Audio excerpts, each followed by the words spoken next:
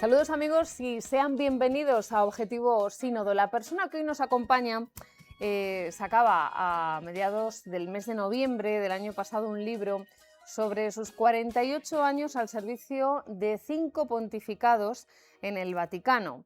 El título, El testigo, medio siglo de un laico en los ámbitos vaticanos, es el título de este libro que presentaba, como les decía, a mediados de noviembre. Una persona que además visitaba nuestra ciudad con motivo de las jornadas de pastoral. Él era el ponente de esa edición y nos hablaba sobre la corresponsabilidad como el apostolado de los laicos en la Iglesia y en el mundo en el contexto de la nueva evangelización. Bueno, pues con todas estas pistas seguro que ustedes, más de uno, ya sabe de quién estamos hablando. Con nosotros es un placer saludar hoy en este estudio a don Guzmán Carriquiri, que está con nosotros. Don Guzmán, bienvenido, muchísimas gracias. Bueno, es un placer estar aquí en Toledo, aunque sea un poco de paso, ¿eh? Sí, no como la Pero vez anterior, ¿verdad que sí? Que tuvo que oportunidad de pude estar más estar y días. recuerdo aquella jornada de pastoral, pues ahora estamos de paso y estoy encantado de estar con ustedes. Pues muchísimas gracias por recordar un poco su currículum, ¿no? 48 años al servicio 48 años, sí. del Vaticano, Por cuéntenos. eso escribí estas memorias, El testigo. El testigo, de reciente publicación en México. Lamentablemente hay dificultades para la distribución del libro en España. Eh, Hay que imaginarse un joven de 25 años que recibe sorprendentemente de su arzobispo en Montevideo la invitación a venir a hacer un año de experiencia de trabajo en el Vaticano. Algo imprevisible, aunque inimaginable. Y después de ese año fueron 47 años más al servicio de 5 pontificados. Imagínense cómo tengo el corazón lleno de gratitud por ese don inaudito de haber sido un pobre servidor de San Pablo VI, el Beato, Juan Pablo I, San Sí, Juan Pablo Pablo II, II, eh, el Papa Benedicto Ratzinger, XVI. Benedicto XIV, y 9 años con el Papa Francisco hasta que llegué a los 75 años, ya era el máximo que podía quedarme en el Vaticano, 48 años. Y después el gobierno uruguayo me nombró 4 años de embajador ante la Santa Sede, pensando que tenía todas las ventanas y las puertas abiertas del Vaticano. Vivo todavía en Roma porque allí están casadas mis hijas, tengo mis Claro. nietos y de alguna que otra modo informalmente sigo colaborando cuando se me pide alguna ayuda. Bueno, 48 años al servicio de 5 pontificados. Usted ha sido secretario de la Comisión Pontificia para América Latina y también ha sido subsecretario del del Pontificio Consejo para los Laicos, Sí, ¿no? exactamente. Empecé en el Consejo Pontificio para los Laicos, donde trabajé nada menos que 40 años. Wow. Y bueno, cuando llegué eran pocos años después del Concilio Vaticano II, cuando reformando Pablo VI la Curia Romana para adaptarla a las enseñanzas y orientaciones del concilio, había creado nuevos organismos en la Curia Romana. Junto a las viejas congregaciones nacían la Comisión Pontificia Justicia y Paz, Consejo Pontificio para los Laicos, el Consejo Pontificio de la Cultura, para la familia, y para la unidad de los cristianos, el Sí, sí, sí, ecumenismo. sí. Y en ellos, en el Consejo para los Laicos, me tocó trabajar en un ambiente todavía muy clerical, donde había poquísimos laicos en la Curia Romana, eh, pero en un dicasterio que estaba llamado a retomar las enseñanzas del Concilio Vaticano II, Gaudium et Spes y el decreto de apostolado de los laicos, donde se hablaba muy claramente de la dignidad de los bautizados laicos llamados Sí. a participar activamente en toda la vida, en toda la misión de la Iglesia.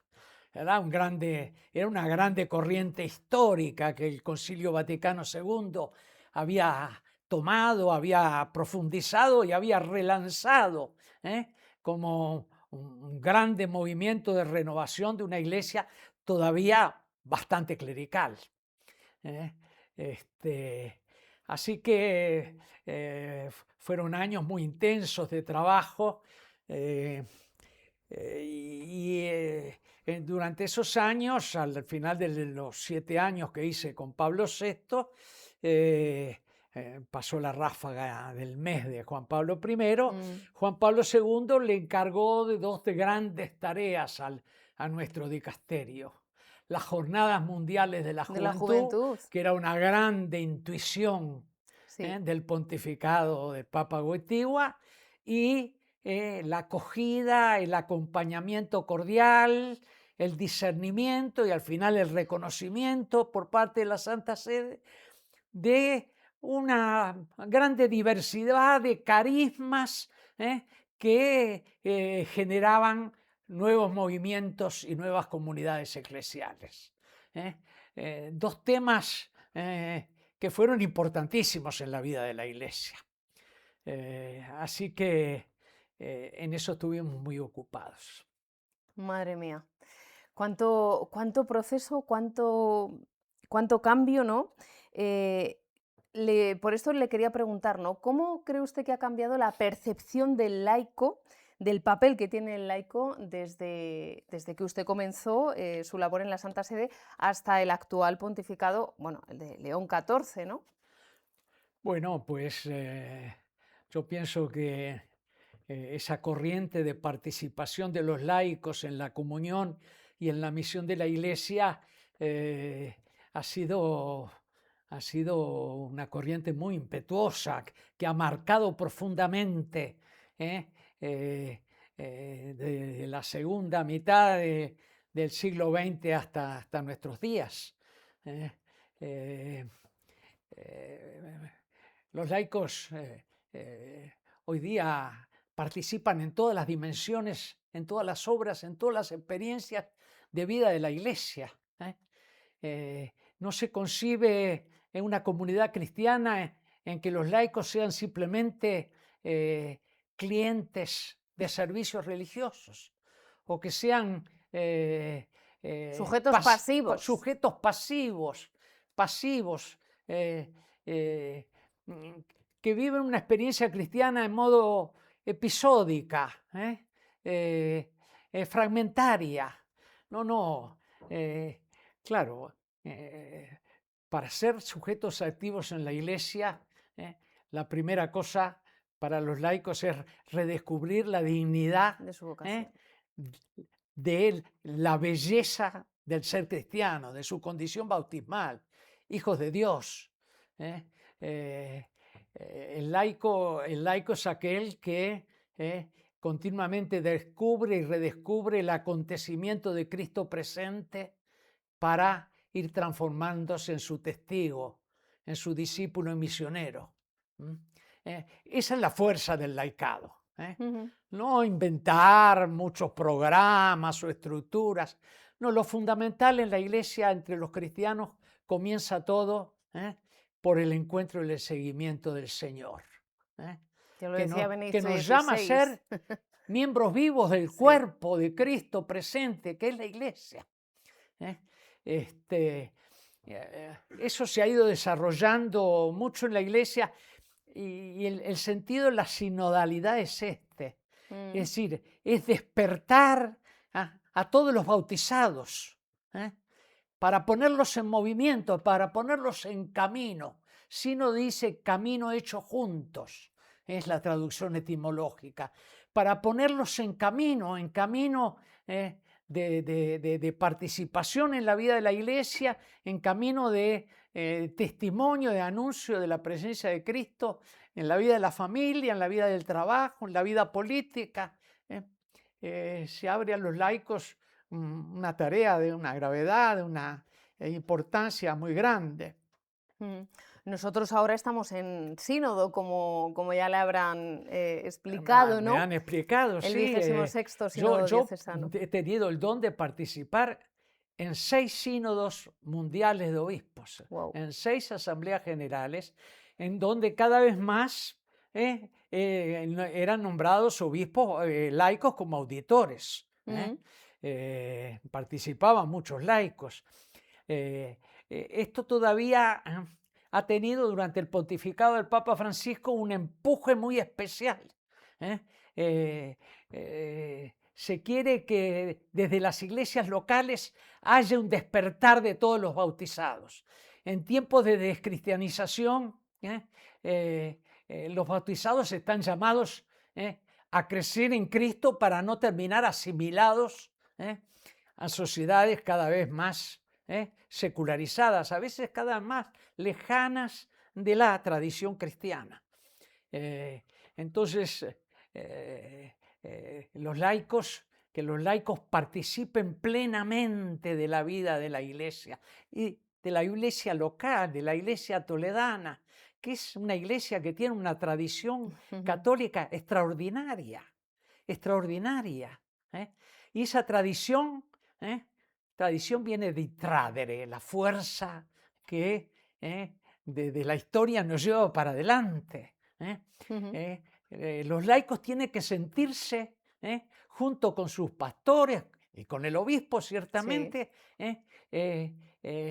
custodios de esa grande tradición, no simplemente para conservarla, sino para reactualizarla en la vida, para revivirla, para compartirla con todos los toledanos. El Papa, además, Francisco, cuando hablaba de la sinodalidad como modo de ser de la Iglesia, Sí. insistía mucho en ponerse la escucha del Espíritu Santo, de lo que el Espíritu Santo está suscitando en la vida de la comunidad cristiana y de lo que el Espíritu Santo está suscitando más allá de las fronteras visibles de la Iglesia. Cuando ha ido tocando fondo el proceso de descristianización, al mismo tiempo comienzan a resurgir, y acá en España es muy claro, comienzan a surgir nuevas inquietudes religiosas, Nuevos carismas. nuevas Sí. búsquedas espirituales, aún en formas ambiguas, artísticas, Sí. pero quiere decir que la juventud española, pide más, pide más de lo que puede ofrecer la sociedad del consumo y del espectáculo, pide más de la nadería, el corazón de las personas y sobre todo los jóvenes piden más de verdad, piden más de amor, piden más de felicidad, piden más de justicia. Y esos anhelos del corazón, solo Cristo puede verdaderamente satisfacerlos en abundancia. Eh, yo leo estadísticas y que me dicen que de 15 a 30 años, hoy hay más jóvenes en España que se confiesan católicos que los que había antes. De repente hay generaciones de más edad han sido más tocados por los procesos de secularización, pero que en los jóvenes comienzan a surgir todas estas inquietudes espirituales, incluso a nivel artístico, con todas las ambigüedades que puede tener, pero cuando uno ve que un film como Los Domingos ha Sí. provocado unas audiencias impresionantes, comentarios por doquier, incluso las imágenes de Rosalía, que es un fenómeno mundial, Sí. los grandes encuentros juveniles que realizan muchas comunidades nuevas, y los grandes movimientos presentes, las comunidades neocatecumenales y Comunidad de Liberación y los carismáticos católicos, cursillos de cristiandad, así seguir.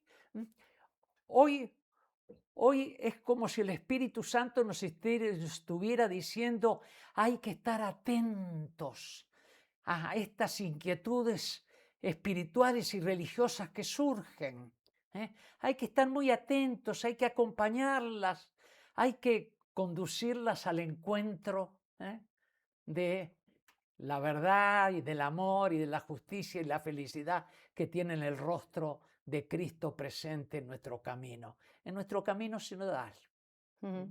En ese camino que recorremos juntos, al menos. Que recorremos todos Eso juntos, es. corremos todos juntos, en una gran sencillez de relaciones. El Papa Francisco siempre decía, el pastor próximo a su gente, la proximidad. La proximidad, tanto es así que decía pastor con olor a abejas. Yo siempre le agregaba un poco impertinente y le decía al Papa, sí, con olor a abejas, pero con perfume de Cristo. Los sacerdotes, que ya no son más los mandamás, activistas que pretenden hacerlo todo en las parroquias. No, la comunidad parroquial.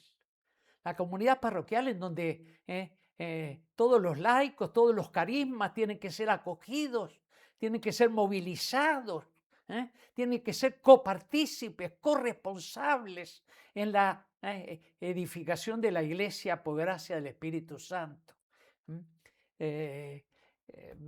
Pienso que la sinodalidad no es inventar cosas nuevas. La sinodalidad no es hacer propuestas que no están dentro de la agenda de la Iglesia Católica. La sinodalidad, hay inventores aquí y allá, ocurrentes. Y de repente cuando participa mucha gente, siempre hay quien dice cosas que uno dice, pero ¿qué está diciendo este hombre? Pero esa participación que tiene que ser conducida, que tiene que ser guiada, que va a enriquecer la vida de los fieles, que va a enriquecer la vida de la iglesia local. Nuestro arzobispo suele decir frente a esto que el sínodo no viene a crear nada nuevo, ni estructuras. Es lo que acabo de decir. Claro, efectivamente. Hay quienes dicen sinodalidad, dicen, ¿qué es? ¿Qué es esto, sinodalidad? Pero acabamos de festejar el aniversario del concilio de Nicea y Calcedonia, del IV siglo. Usted sabe que allí se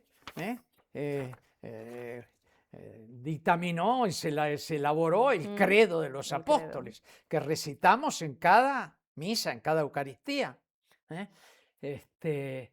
Y bueno, para llegar a eso hubo movimientos populares cristianos que se tomaron hasta los golpes, hasta los bastonazos, y en medio de eso que irrumpían dentro del aula del concilio, y en medio de todo ese lío, de toda esa participación sinodal, el Espíritu Santo fue conduciendo nada menos que al símbolo de nuestra fe, a la expresión del símbolo de nuestra fe, que seguimos repitiendo hoy, el credo de nuestra fe, que es el credo que nos aúna en cierta medida como patrimonio con otras confesiones cristianas.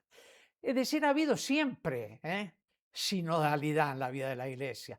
Durante el tiempo del Concilio de Trento había cualquier cantidad de sínodos locales en las iglesias diocesanas. Uno piensa en el Concilio de Trento y está la imagen facilonga de algunos historiadores que dice el Concilio de Trento clerical. El Concilio de Trento promovió innumerables sínodos en las iglesias locales. Así que no es una invención, la sinodalidad hace parte de la vida de la iglesia. Lo que pasa es que hay que distinguir muy bien tres dimensiones dentro de la vida de la iglesia. La sinodalidad, que es la participación de todo el pueblo de Dios, de todos sus componentes, de todos los bautizados, el sacerdote, consagrados, laicos, todos. La sinodalidad. La colegialidad sacramental de los obispos. Y la tercera dimensión, el ministerio petrino. Hay que distinguir muy bien las tres cosas.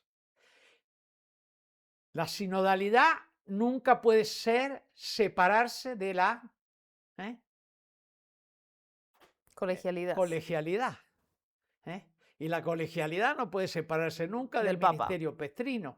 La sinodalidad local tiene como punto de referencia y guía a la figura del pastor, del obispo. Claro. Pienso de que si la sinodalidad es bien comprendida, es un ponerse a la escucha del Espíritu Santo, porque el Espíritu Santo nos precede siempre en el corazón de las personas y en la cultura de nuestro ambiente.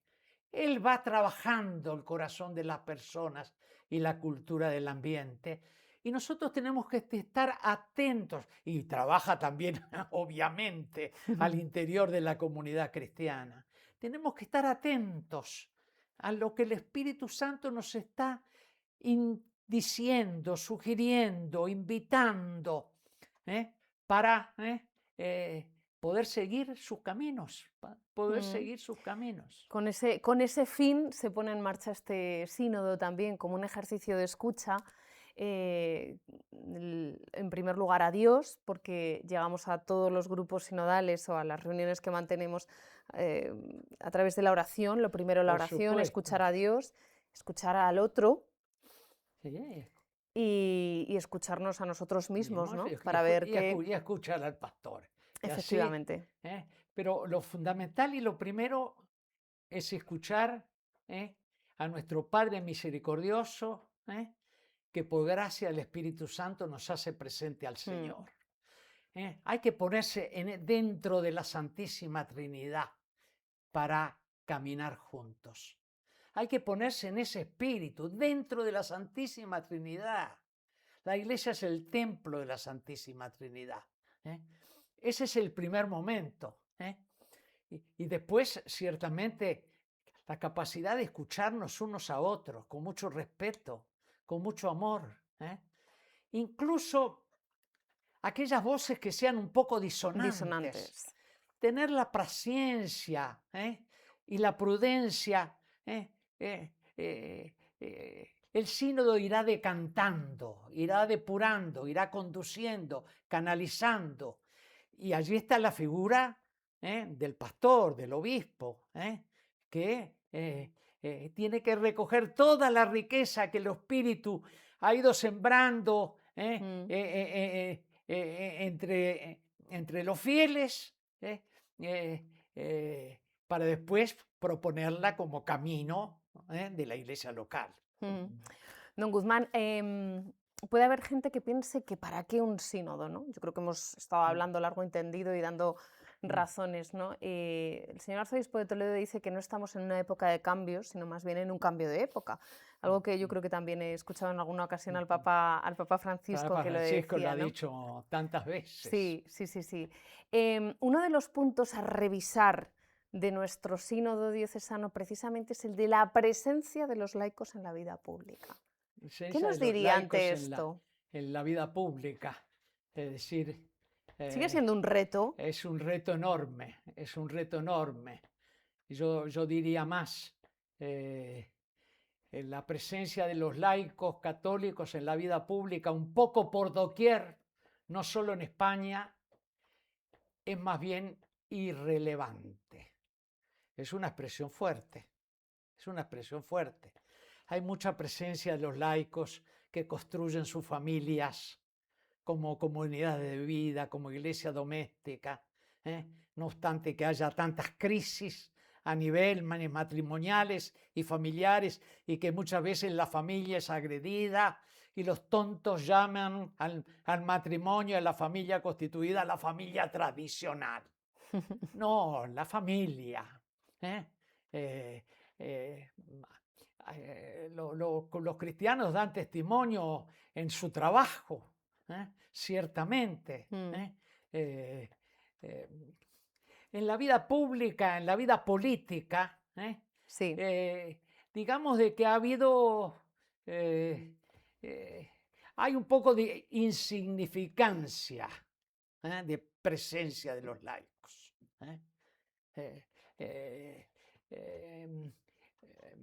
¿Por qué? Porque no basta con confesarse cristianos en la vida política. No basta.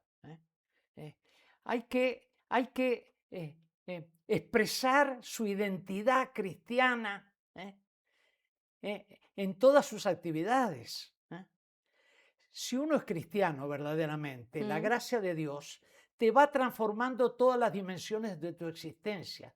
Te va transformando la relación con tu marido, te va con tu mujer, te va la relación con tus hijos, la educación con tus hijos, tus afectos y amistades, te transforma el modo en que usas el tiempo libre, el modo en que usas el dinero. Bueno, necesitamos de esos testigos de vida transformada en la vida política. Hay muchos que por tradición, más o menos buena, pero por tradición se dicen cristianos en la vida política. Pero siguen, conocen la doctrina social de la Iglesia, repiensan en las condiciones actuales y actualizan y renuevan las enseñanzas sociales de la Iglesia, le abren caminos en sus propuestas políticas, viven su fe verdaderamente como la clave y la fuente de inteligencia y de proyección de su compromiso político. Son acompañados por las comunidades cristianas para sostener su fe en el compromiso político. Hace 30, 40 años teníamos las democracias cristianas, que no era un partido confesional, pero era un partido de tradición cristiana dentro de la vida política. Y teníamos los cristianos para el socialismo, sobre todo en América Latina, pero también en España. Los cristianos para el socialismo terminaron con el derrumbe de los muros de Berlín y el derrumbe del socialismo real en Europa Oriental. Y la democracia cristiana se fue como apagando, diluyendo. Apagando. Primero se fue empobreciendo culturalmente, porque perdía los hilos con la Iglesia que la alimentaban. Se fue empobreciendo intelectualmente y después terminó empobreciéndose políticamente. Y los cristianos quedaron en diáspora, en dispersión, muchas veces subalternos a partidos políticos cuyos dirigentes no querían saber nada, de la tradición cristiana, como subalternos, con dificultad para hacer sentir su voz, para su testimonio, para abrir caminos nuevos, dirigencias nuevas que están necesitando tantos países, que están necesitando los países europeos, dirigencias nuevas.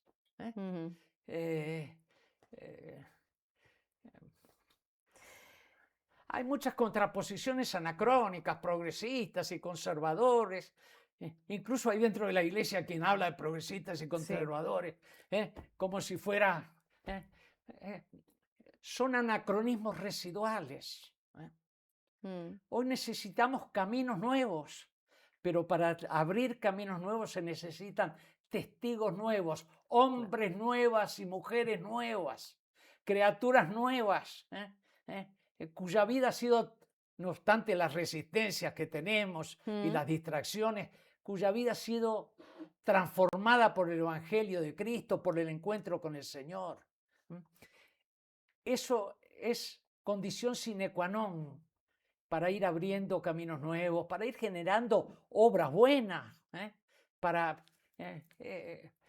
por eso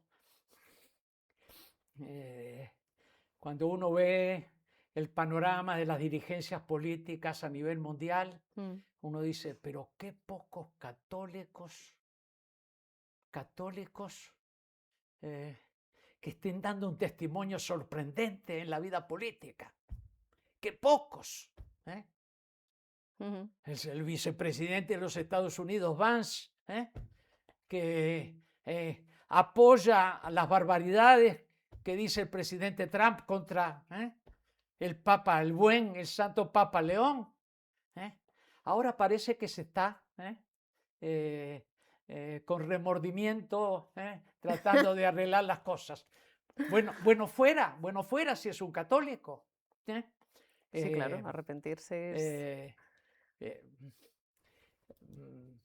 no es fácil, hay que tener Sí, una fuerte identidad, una inteligencia aguda y también una buena dosis de valentía y de coraje como para no meter la fe cristiana entre paréntesis cuando uno está está en la vida en la vida política. pública. Porque hay quienes va a misa todos los domingos y tiene una familia bien constituida y cristiana, pero en la política Lo pone entre no comillas, se ¿no? advierte cuál es la diferencia cristiana en su vida, Mm. en su vida política.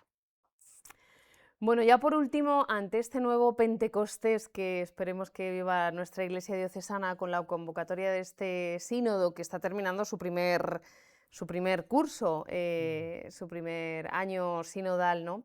¿Qué consejo nos daría a los que estamos participando en este proceso, en este ejercicio de escucha? A mí me gusta mucho esa expresión, ¿no? El sínodo como un ejercicio de escucha y creo que verdaderamente así hay que Ahora van a vivirlo. tener la posibilidad de escuchar al Papa León en España. Es Pero verdad. ¿qué más quieren? Es verdad. Este sínodo los prepara a escuchar al sucesor de Pedro que viene en España, que viene a cubrir una deuda que dejó la ausencia Del Papa del Papa Francisco. Francisco. Una deuda difícilmente explicable. No estuvo ni en España, ni en visita pastoral en Francia, ni en Inglaterra, ni en Irlanda, ni en Alemania, ni en Austria. Él prefirió las periferias geográficas. Pero España, como Europa, es una periferia existencial. Una periferia existencial, necesitada de la presencia del pastor universal. Y ahora viene el Papa León, que aprecia enormemente la gran tradición católica, todavía viva, del pueblo español, y va a tratar de ayudar a revitalizarla, movilizarla.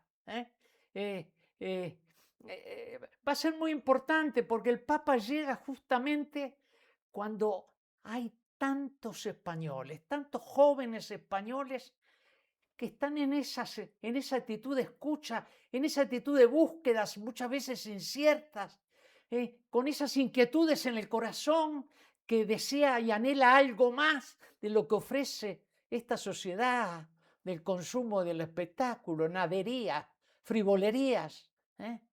Y llega justo el Papa con la palabra del Evangelio bajo la autoridad del sucesor de Pedro, lo que en el sínodo toledano han aprendido como capacidad de escucha, ahora se les pide como capacidad de escucha al sucesor de Pedro. Bueno, pues muchísimas gracias, don Guzmán, por acompañarnos, por compartir. Se nos quedan muchas cosas pendientes y muchas preguntas. A mí, desde luego, ¿no? Ha sido el testigo, nunca mejor dicho, de esos 5 pontificados, testigo privilegiado, yo creo, ¿no? Uno, don Guzmán, cuando publica ese libro con todas sus experiencias, imagino que, pues que uno echa la vista atrás y cuanto menos tiene memoria agradecida, ¿no? Por todo lo que ha podido todo vivir. Es gracia, todo es gracia. Desde luego. Gracia, todo es gracia. Gracia, gratitud, agradecimiento. Sí, sí, desde luego. Esa es la actitud fundamental. El agradecimiento, es tan lindo enseñar a las hijas a decir gracias. Gracias porque todo es don. Sí. Y en la vida cristiana todo es la gracia del Señor. No son nuestros méritos, no son nuestra inteligencia, no son nuestra no, todo es gracia del Señor. Así que dar gracias es como una de las primeras actitudes cristianas verdaderamente. Pues don Guzmán, desde luego nosotros se las damos, por habernos ofrecido estos momentos y haber compartido tanto. Muchísimas gracias. Gracias a usted y saludos a todos los amigos toledanos. Gracias. Y nosotros hacemos ahora una breve pausa y enseguida volvemos para completar el programa de este lunes. No se muevan.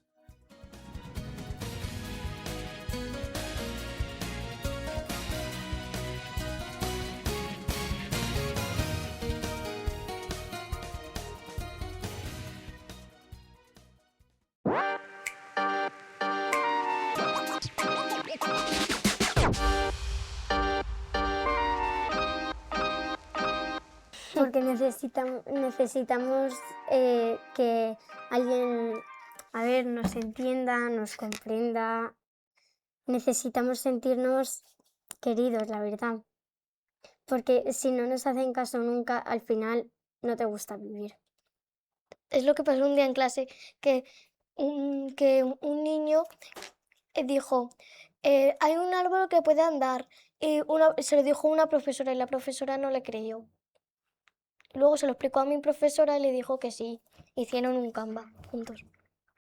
¿A vosotras os gusta que os escuchen? Sí. ¿Por Sí. qué? Porque nos gusta que nos escuchen, porque cuando hablamos queremos que no estén liados en otra cosa y que nos escuchen a nosotras. Cuando estamos presentando un trabajo, que nos estén escuchando. ¿Creéis que el móvil nos ha enseñado a escucharnos a los demás? ¿A No. escuchar mejor a los... ¿Por qué? Porque el móvil es entretenido. Nos distrae. Sí, también podemos hacer otras cosas. La verdad, por ejemplo, si a mí me ha pasado algo, me he caído, me he hecho una herida, pues me gusta que mis padres me escuchen a que me he hecho una herida y que me ayuden a curármela, porque yo sola no me sé curar una herida. Al final me pongo una tirita, pero no me gustan. Y básicamente lo que ha dicho Casilda. Si nos gustan que nos escuchen a nosotros, pues debemos escuchar a los demás, para que ellos nos escuchen a nosotros. Porque si tú, por ejemplo, me está diciendo alguien que se ha caído un niño y yo estoy jugando un juego de manos, pues si queremos que nos escuchen, porque puede ser una herida grave, que se ha caído del rocódromo del colegio, pues hay que escuchar para llamar a una profesora o profesor que nos ayude a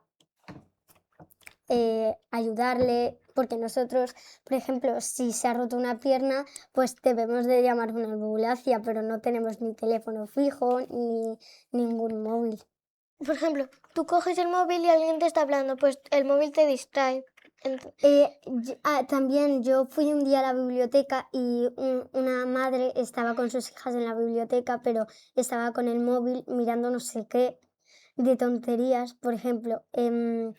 Y su madre y su hija le decía, me lees un cuento, y ella ni caso, estaba ahí con la caja tonta, como le llama mi madre. Mi madre me lo ha prohibido hasta que tenga más de 16 años. No estar tanto con los dispositivos digitales que no sean necesarios, sabiendo escuchar. Necesitamos que nos comprendan, porque si no... Yo ayer estuve haciendo la tarea y me necesitaba ayuda y mi madre estaba con mi hermana haciendo unas cosas que estaba con el móvil. Entonces yo no la pude hacer. La gente ahora con el móvil como que pasa de los niños, por ejemplo, y se mete en el mundo del móvil y de los dispositivos digitales. Hay El cuerpo de Cristo. También hay La iglesia. hay el sitio donde nos podemos comulgar para poder estar juntos con Dios. La labor de un catequista es enseñar a las personas de Dios, a los niños de Dios. Pues que todos nos conocemos. Hay un Cristo, Nazarenus, que está enfrente a la entrada, y también hay 3 estatuas en la capilla. Están los 2 apóstoles en cuadros por el techo, por las paredes. Y en la capilla está donde se guarda la hostia consagrada, y también en la capilla dan una pequeña misa. como no todos, como todos los domingos, dan a personas una misa particular. No a niños, padres, no todos juntos. Cuando son menos. Pero a vosotras, ¿qué os gusta más? La misa de los domingos. Es que a las 12 hay misa de niños y pues dan muchos niños y don Enrique hace preguntas sobre la misa si nos hemos enterado o si no. Sí, hay Sí. monjitas que Viven. algunas dan la hostia consagrada y a algunos adultos y a los niños da el cura. Y viven arriba de la capilla. Van De negro. de negro o marrón. Con una medalla, bueno, con un rosario así como... Por la mañana nos ponen en oración y Antes de empezar la clase suena por megafonía, como cuando van a recoger a alguien, suena la oración y el evangelio de ese día. pues que nuestra parroquia es muy divertida y que recibir a Jesús es muy divertido porque todos los martes, como vamos nosotros a catequesis, nos lo pasamos muy bien con los compañeros, hablamos de Jesús. Los mayores se ponen a hablar con otros y al final yo querría decir que se callasen y que estuvieran atentos. Los alumnos de sexto bajan a nuestras clases y nos dicen que hay que traer para dárselo a los más padres de alimentos. Y nos ponen una caja en la clase y nosotros cada mes nos dicen un alimento y nosotros lo traemos y en unas semanas vienen los de sexto de primaria y lo recogen. Y ya nos dicen lo siguiente. Porque hay gente que no tiene dinero para comprar la comida que necesita y está en la calle.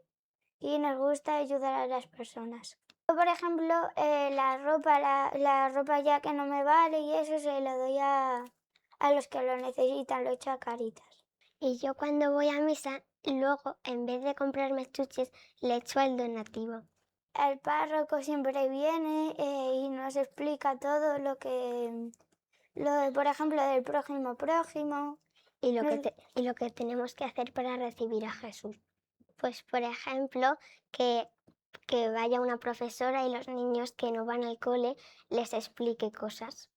Pues que los niños que no pueden ir al cole, que las profesoras les acojan como nos acogen a nosotros. No sé, un sitio donde hagan comida para los que no tienen dinero para comprarla. Pues cuando, por ejemplo, es el Día del Padre o es algo importante, tenemos misa, todos los del colegio, y nos lo explican cómo es, y nos explican todo. Hacemos una misa normal, solo que dedicándoselo a la fiesta que sea. Y porque explican todo muy bien. Por ejemplo, están diciendo lo del Día del Padre, entonces lo dicen todo y nos hacen preguntas. Nos preguntan algo de, por ejemplo, ¿cuántos años estuvo Jesús en la vida?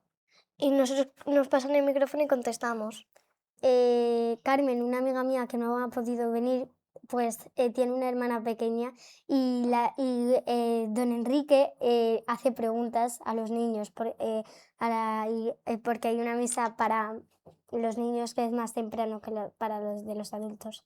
Entonces nos va haciendo preguntas y nos va respondiendo y vamos respondiendo los niños. Y tú también sabes que Julia siempre responde, ¿verdad? Sí, claro. Porque también hay gente que no escucha porque está hablando con el que tiene al lado y al final no se entera de lo que está diciendo el cura. Pues, no sé, la parroquia está así bien. ¿Tú no cambiarías nada de tu parroquia? Yo tampoco. Tiene todo. Todo lo Tiene que todo la necesitamos. Algunas veces ponen como un mercadillo que ponen velas, ambientadores, las monjitas. ¿Y eso te gusta? Sí. Pues más sacerdotes para confesar porque normalmente hay mucha fila para cuando te vas a confesar.